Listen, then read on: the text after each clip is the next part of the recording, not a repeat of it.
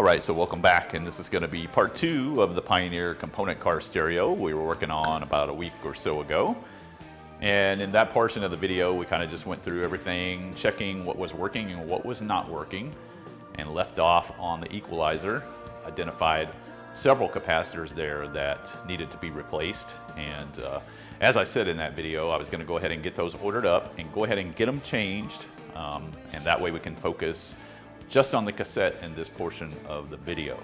So I did get those ordered and got them all changed in the EQ, and I even changed a few that I initially didn't discover as being bad. So there's probably about a dozen or so here in the tray that I changed out. So I think what we'll do is we'll jump right in, we'll take a look at the work that I did on the EQ, and then from that point we'll pick back up with the cassette. So as for our intro music, we're going to go ahead and continue on with Fire of Unknown Origin, another one of my favorite songs from this called Don't Turn Your Back, and then we'll get started back on the Pioneer. Don't turn your back, she'll return the favor. She wants you so. Don't say no.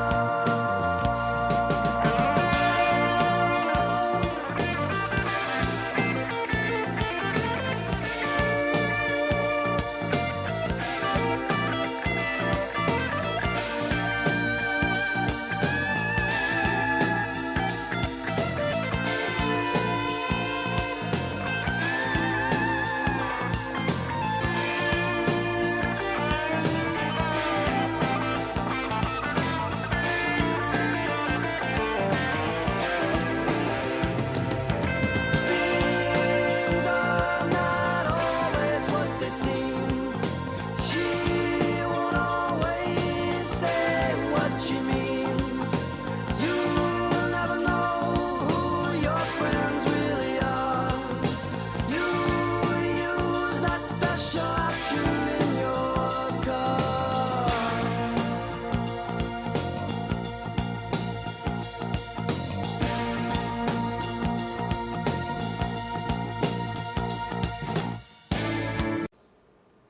All right, let's come back in and we'll take a quick review of the work we've done on the EQ.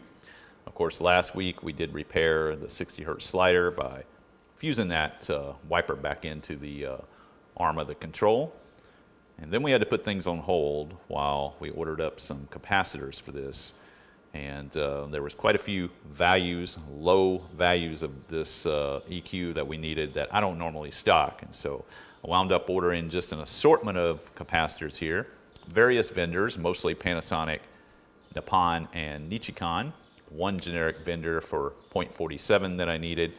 And of course, these were checked when they came in, as well as all of these. I don't never take for granted that just because they're brand new doesn't mean they couldn't have been on the shelf for a long time and have some issues, but everything seemed to check out just fine. So as for what we changed in this, if you're keeping score of that, I had 2.15 mic here, and I used 0.22s for that. For the 0.22s, of course, an exact match.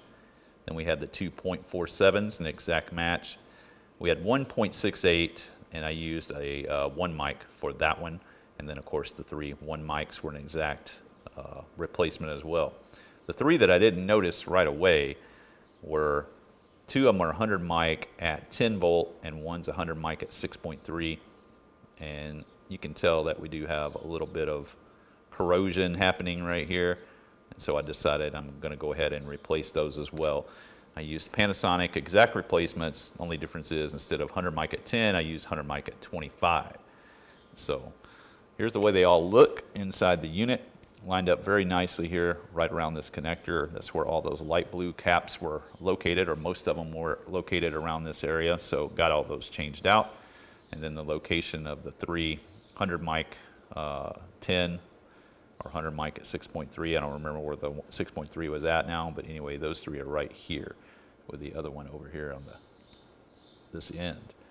2 1 mic at 50s up here also replaced.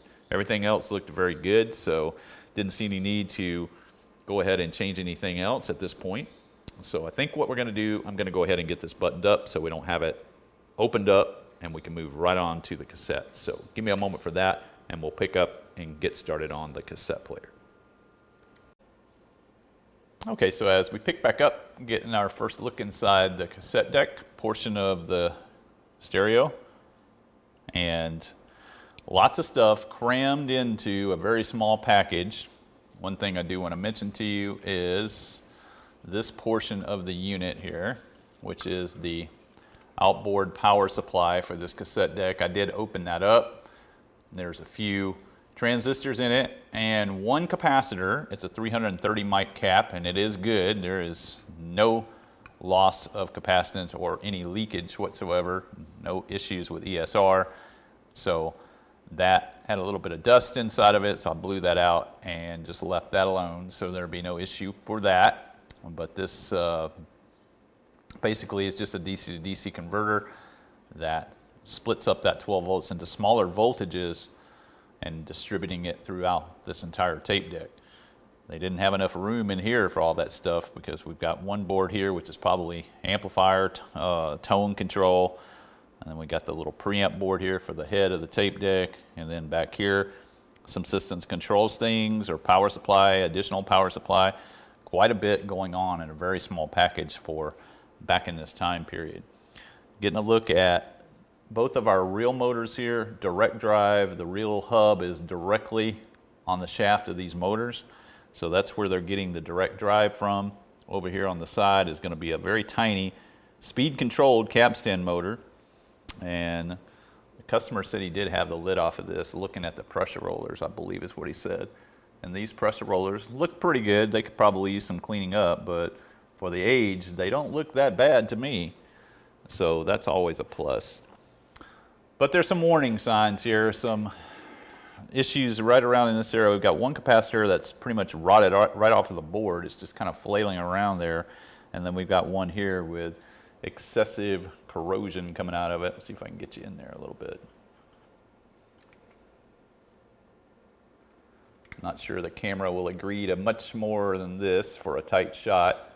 But yeah, it is right around this IC, which is probably preamp for the head, and then we've got some more capacitors over here. Don't see any leakage coming out of them, but I'd be surprised if any of these are still okay. So I think probably the first thing we're probably going to do, we'll work our way towards the mechanism. So I'd say let's go ahead and get this board out. And it looks like we've got a quick disconnect here, and as far as this is concerned, it might go to this connector right here. Well, let's get this board out and take care of these two capacitors, and before we even start tearing down the mechanism, let's put it back together and see if we can get the tape to play out of both sides of it, because I believe this right here is probably where we're going to find the one channel missing on this tape deck. So as far as getting this board out, it looks pretty straightforward here. I'm usually not a big fan of just jumping in crazy, but I don't see a lot of restrictions other than these two screws and that very delicate and frail ribbon cable going into the board. So, and it does pull right up, but the last thing we would want to do is damage this. So I'm going to try to ease it out with a pair of hemostats.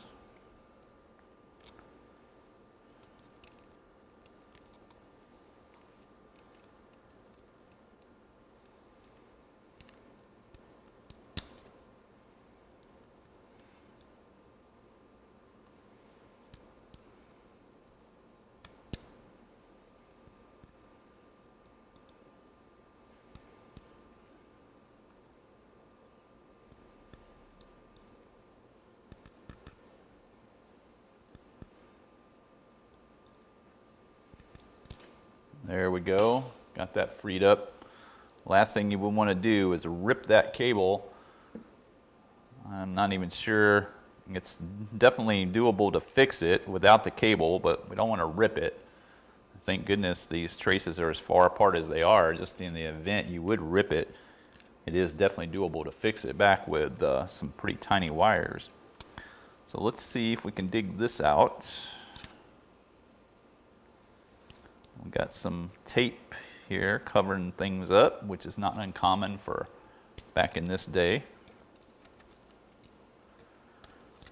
And let's see if we can ease that plug out of there maybe. Looks like the tape is part of the plug. Try to be as least invasive as possible here. So there we go. I've got a blob of what appears to be maybe wax right here. Maybe that was in an effort to just prevent moisture right there, I guess.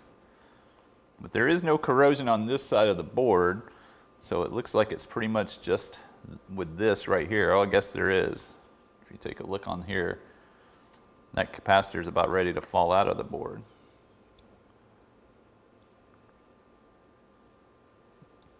You can see it kind of moving around in the holes right there. And then of course this one. And these appear to be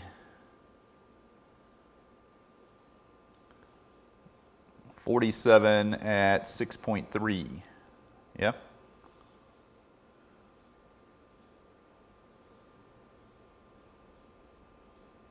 Yeah, 47 at 6.3. So I'll tell you what, let me check these and see what condition they're in. Then I'll bring you back and we'll go ahead and change these two out. And we'll see if we can get the one channel restored that's not working. So give me a second for that and I'll pick back up with you. Okay, so as we pick back up, I had a chance to take a little closer look at this board. Went ahead and removed the two corroded 47 mic 6.3 caps. Also noticed that we have some corrosion coming out of the 220 at 10 right there. Although this cap does check good, there's corrosion on that lead, so we will change it. Over here, all these .47 mic capacitors are pretty good with the exception of two. There's one here and one over here. So I think we'll just change those two out. But I did notice that we had a trace that was damaged on the one capacitor right here that had broken away from the board. Let's see if I can get you in and get you a look at it. Goes on the positive lead, runs over here underneath this surface mount capacitor onto one side of this surface mount resistor. And so we'll have to replace that with a jumper wire because the ring of that trace is completely eaten away. The one over here is not too bad. So I think what we'll do is let's go ahead and replace the 47s. And I did buy some 47s anticipating an issue.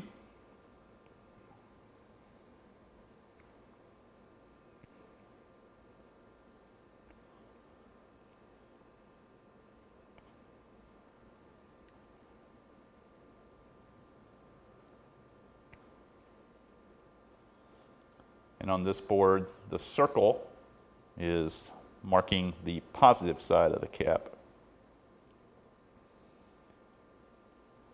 And these are just a little bigger than the ones that were there.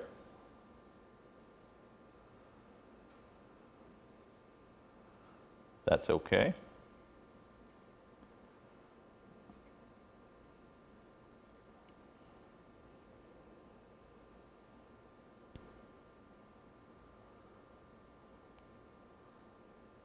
We'll go ahead and get the one side kind of tacked down.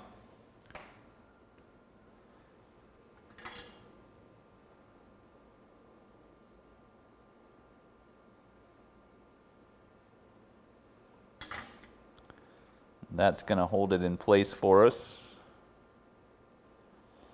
And then we're going to bend this lead over to the other surface mount piece and we'll snip it off.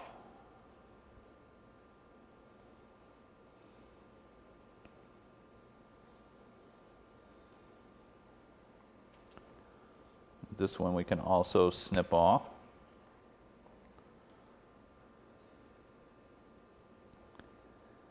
So we'll just kind of orient that where that pad is at.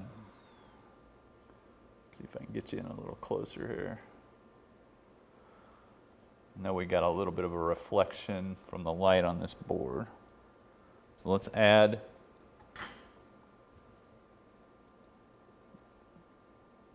this lead into the mix. Let's make sure I didn't do anything I wasn't supposed to do here. Well, that looks okay.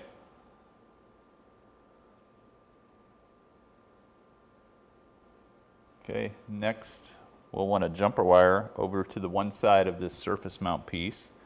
So we'll add a little bit of solder there. And we'll put just a tad bit more here as well. There we go. And let's see what I can find for a jumper wire for this. I keep a bag of wires kind of just randomly here, just so when I run into a situation and I need a piece of wire, I can easily grab it.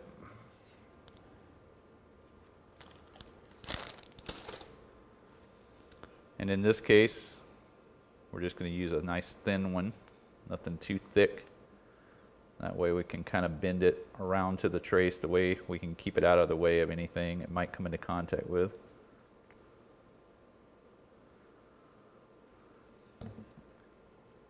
And let's see here.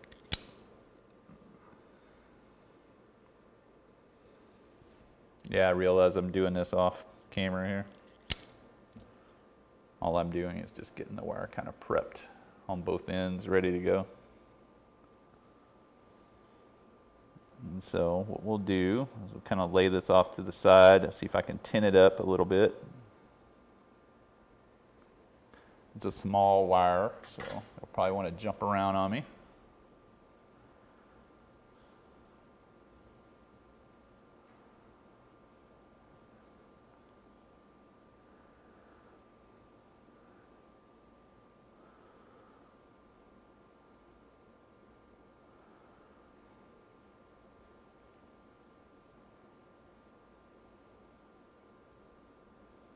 And because it's so small, it has a tendency to melt the insulation fairly quick. So, and I'm going to trim this off. We don't need this much hanging over. So something about like that right there should be fine.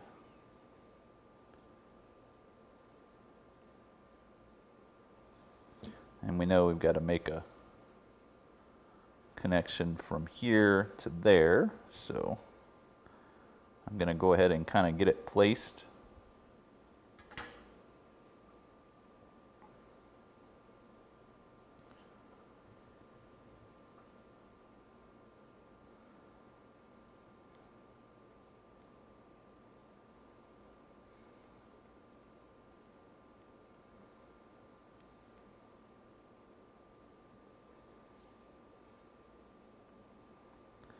And then we'll bring it over to the other piece that it needs to go to.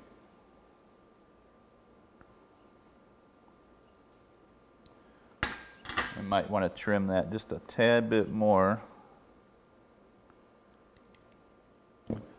That just ensures it doesn't come into contact with a point it's not supposed to come into contact with. There we go. We'll just kind of bend it out of the way. And that's going to make our connection for that cap. And that cap looks like it belongs there. It's not too much bigger than the other one. So let's go ahead and put this one in now.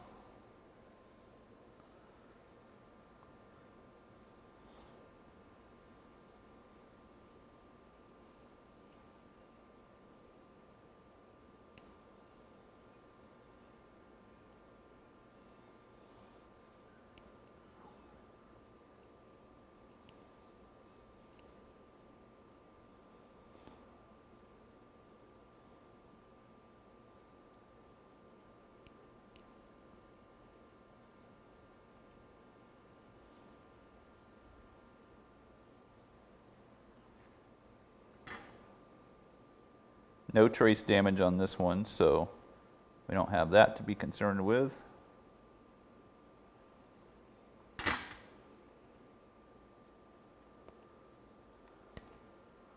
Cut them off nice and flush there.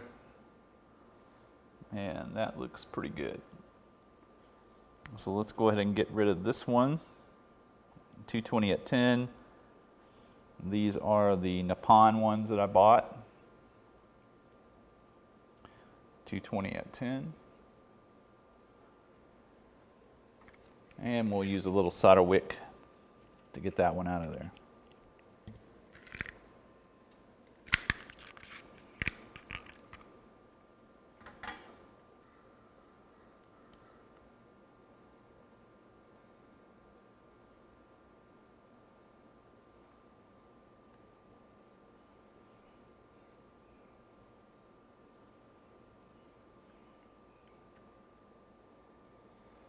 And once we get that one end up, then from that point, I'm just gonna see if I can get it outside the frame or outside the board.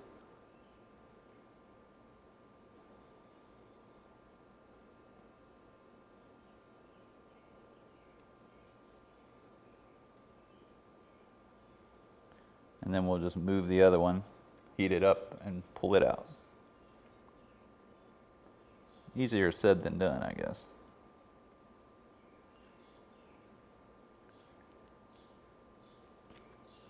There we go. Now we'll clean that up.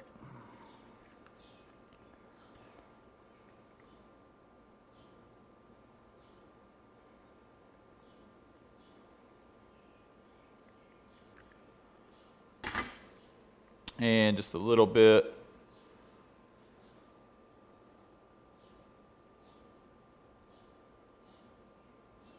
little additional cleaning there. That is an optional step. You don't got to do that part if you don't want to. And then we're going to go just like the other one was. Only difference is that this one's a smaller cap, so it's going to fit in there just a little bit nicer than the other one did, actually. And then we'll solder that one up.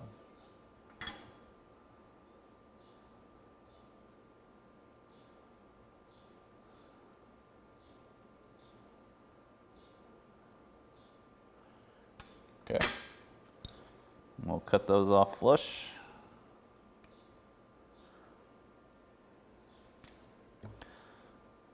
And that's going to take care of that. Now I'm going to go ahead and change out the two over here, and we're going to put this board back in before we start tearing anything else apart and see if that brought our channel back. I can't believe it won't, just simply because all of this circuitry is right here where the head amp is, and so I bet you missing that one cap was the reason why we were missing the one channel. So I'm going to change the two out over here that are causing issues, and then we'll put it back in and we'll try it. So give me a moment for that and we'll pick back up. All right, let's go ahead and pick back up. I went ahead and got our preamp board reinstalled, and we did get the second channel back that was missing. Since I had plenty of those .47s, I went ahead and just did the entire board. Since we're doing a few of them, might as well just go ahead and knock them all out. That way there won't be any issues with anything down the road as far as this board is concerned.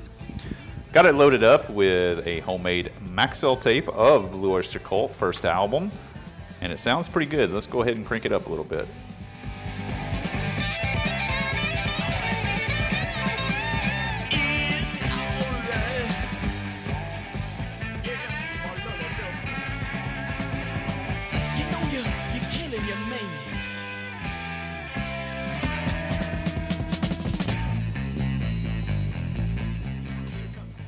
So it's doing pretty good. There is some static in that volume balance control, which we'll need to take care of once we get the face of it off, and that's probably going to be the next thing we're going to go after, is seeing if we can find out what's going on with this rewind button right here. We know it will work over here on the remote control, so we don't have any type of systems or systems control or syscom issue. So something either with a switch or maybe a lead going to the switch. And getting to the mechanism of this, I've already kind of been surveying the area. It's not going to be easy to get it out, but you know, we're going to have to get it out because we got to change the belt anyway. But for right now, we're going to take the victory on the second channel back up and going. So let's check this out a little bit further, and then we'll move on to the mechanism, or to the systems control issue. We'll do that before the mechanism.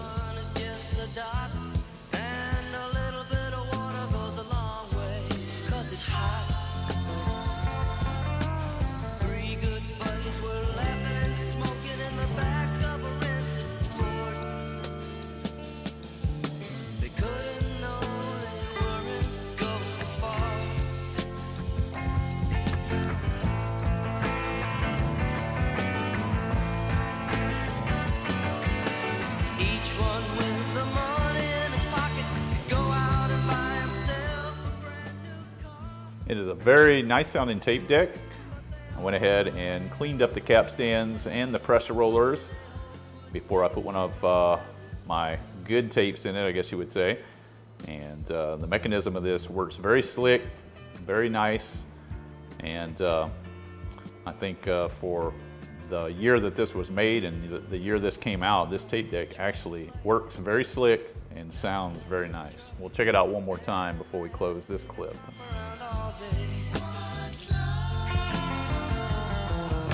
They brought everything they needed, bags and scales to weigh the stuff. Driver said the border's just over the bluff.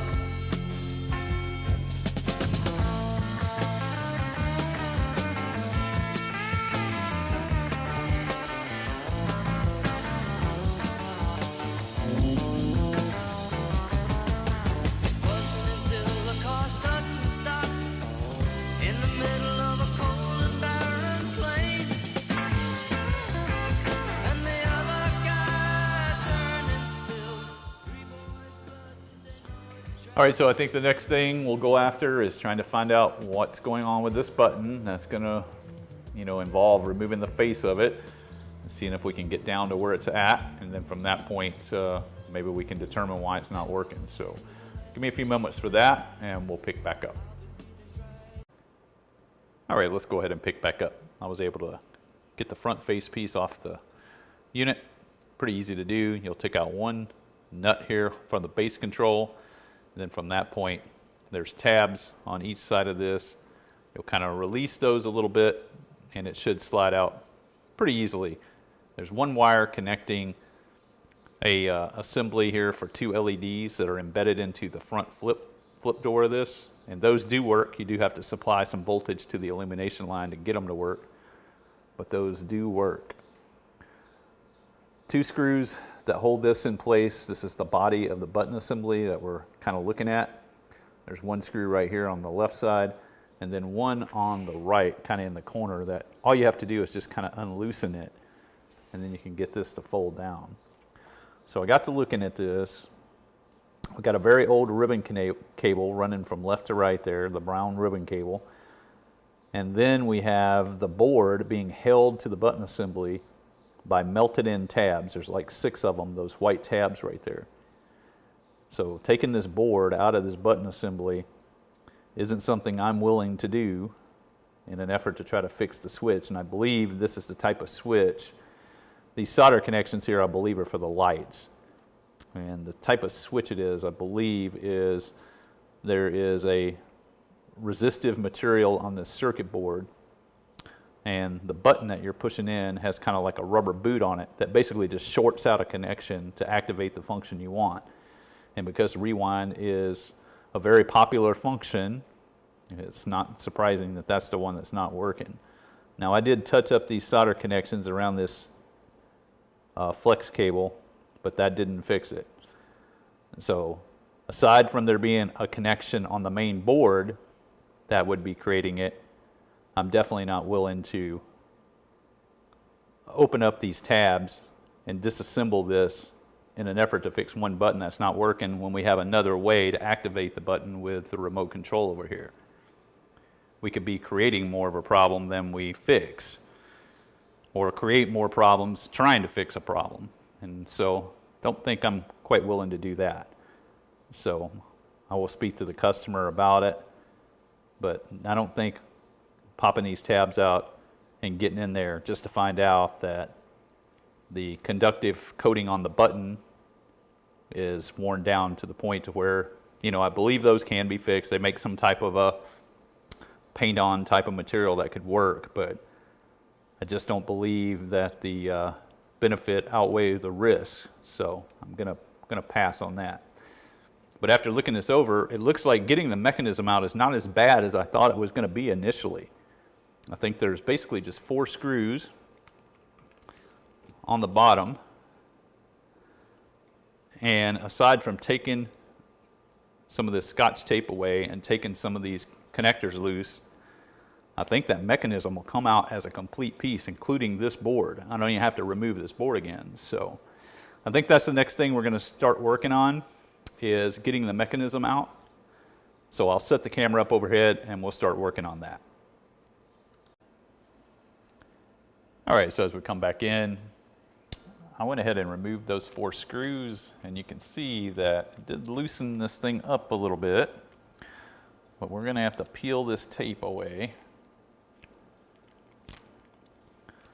And I'll try to do it in a way that might allow for me to put it back at some point. There's a little plastic guard that goes along the side of this circuit board. So I'm just going to kind of lay that off to the side. And I already know that one connector, this connector is going to have to come off. And so let me see if I can ease it out with a screwdriver maybe.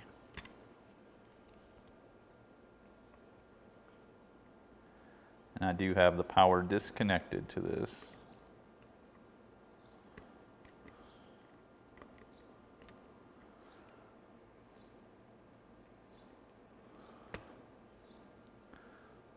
Don't really want to pull on those wires as small and frail as they are. If I can just slide it off without too much trouble here. So we got that one. And I did notice that there's one down here too, 2 of them. I'm not sure how much you can see. Let's see. There's 2 connectors down inside here. So we should be able to, let's see, we'll pull a little bit on the wire here just to see if it's possible to get it up and get it out of the way. And I realize the shot's blocked here by my hand.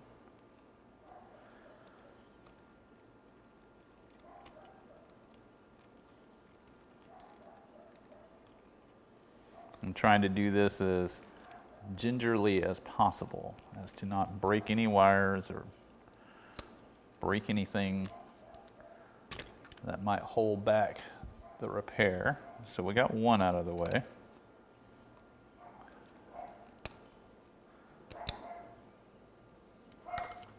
You can hear my neighbor's dog barking.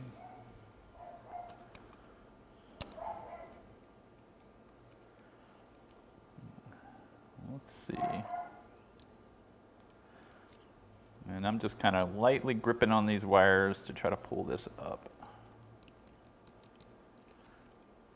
Don't want to break any wires, break the connector, or damage any of the pins, because I believe this is right on the back of that mechanism.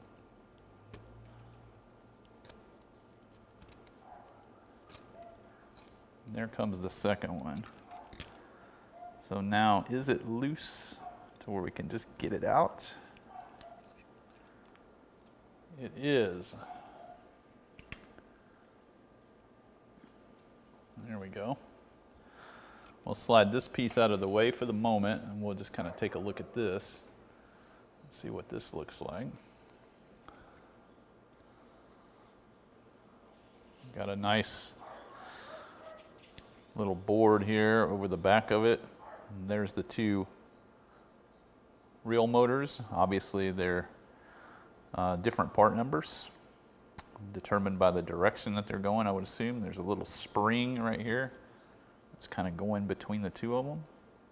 I'm sure a drop of oil wouldn't be the worst idea on those. And I can see the capstan belt from the side right here. And then you can see it right here as well. But I think before we get into this, let's take a look at this and see. I'm going to set the mechanism out of the way so it's not going to get damaged. And let's come back over here. Now, one of the reasons why I knew I was going to be taking this board out is I can already see corrosion on this capacitor and this one. And that's another reason why I want to look through some of these other caps and see what I can find. I see one of those light blue ones, a couple of them right there. that we'll probably want to check, most likely change. Actually, there's a few more down in there too. So I think that's going to be the next thing. I think I'm going to stop and do a little ESR testing on some of these, determine what is it, what of them is bad. I don't want to go on this, recapping expedition. So I'm sure some of these are probably bad, but probably not all of them. But we're going to be looking for those telltale signs of the corrosion, and I can see that some of these do have the corrosion on them. So I'm going to go ahead and pause here. I'll bring you back once I've kind of got an evaluation of what's going on with these capacitors, knowing which of them are bad and which of them will need to be replaced. And then from that point, we'll probably pull this board up. I'll look around this connector to see if I can find any type of a loose connection that may have been causing the rewind not to work, but I'm not very hopeful about that. But the rest of this, even this back board here, there's quite a few caps there too. So we're going to have to go through these and see if we can find out what of them need to be replaced. So I'll go ahead and pause for the moment, and I'll pick back up with you when I've got a good evaluation of these. All right, so we're picking back up. This is going to be about 24 hours later, and got to looking into the capacitor situation, and boy, that was opening up a pretty big nest of vipers, for lack of a better phrase. I found so many that were bad. I thought really I was just going to be starting out with these baby blue Sanyo ones, but as it turns out, there was a ton of 100 mic 6.3, 100 mic at 10 volt ones. All of those were leaking or bad. Also found some other values, 47 at 16, that was bad. But I had to pretty much take every one of these out and look for any type of leakage around the leads. Didn't find any. There's a lot of lower values here, 2.2, 3.3 at 50. All of those are completely fine. I found a bunch of 10 mic at 16 that was bad. And then we had the two here that I initially seen. There was one in the back side of the board, and of course this has now been removed from the tray that it sits in. And there was even one here that was so bad I had to replace a trace. It kind of ate through it. And that's kind of right next to the speed control for the tape deck. And so that is definitely something that I'm not even sure how it was even working in the state that it was in. But I've got them all changed out to the point where I feel pretty comfortable with it. And when I normally do these type of things where there's a lot of capacitors changed, or I know I'm going to have to change a lot, I prefer just to change out maybe 5 or 6, then try it, make sure I haven't done anything wrong, and then continue on. It just wasn't practical in this situation. There's a lot of traces that are really close together on this board, as was pretty typical from back in these days. And so I think what I want to do now is I want to go ahead and drop this back into the frame, put the mechanism back in it, and I want to try it and make sure it's still working the way it's supposed to. If anything, we probably have improved the sound quality quite a bit. So I want to make sure it's still working before we move on to the mechanism. So give me a second for that. We'll pick back up and we'll take a look and make sure that it's still working the way it's supposed to. Close my eyes.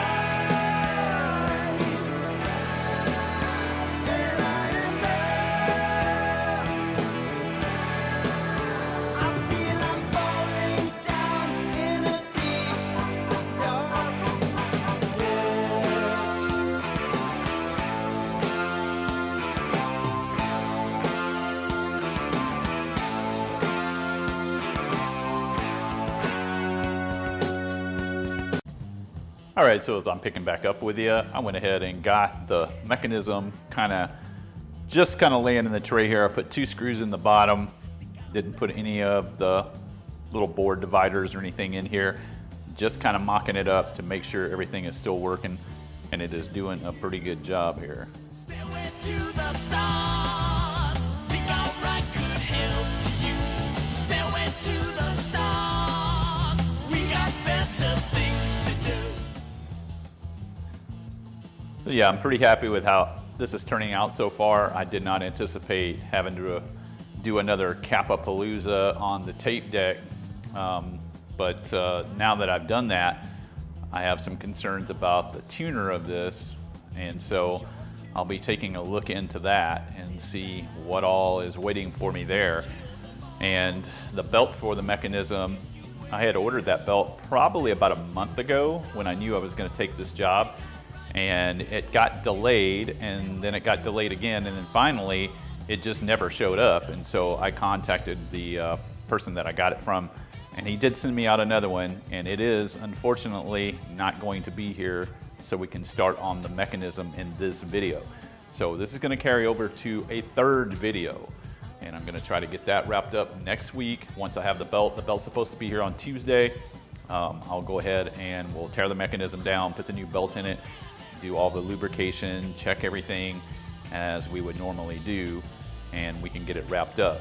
But in the meantime, I'm going to open up that tuner and take a look at it and see how many capacitors there are needing to be replaced, because you know they use the same kind in that as they used in this tape deck and equalizer. So I'm sure there's quite a few there that's probably going to need some attention, and so I'm going to do that. I'm sure I'll change a few, so I'll leave the top of it off just to kind of give you an idea of where I went and what I found. We'll save the part 3 of this for the mechanism and getting that back up and going, and we can get this thing finished up. So I want to thank you guys very much. I appreciate you checking out this video as well as all the videos on the channel, and we'll catch you on part 3.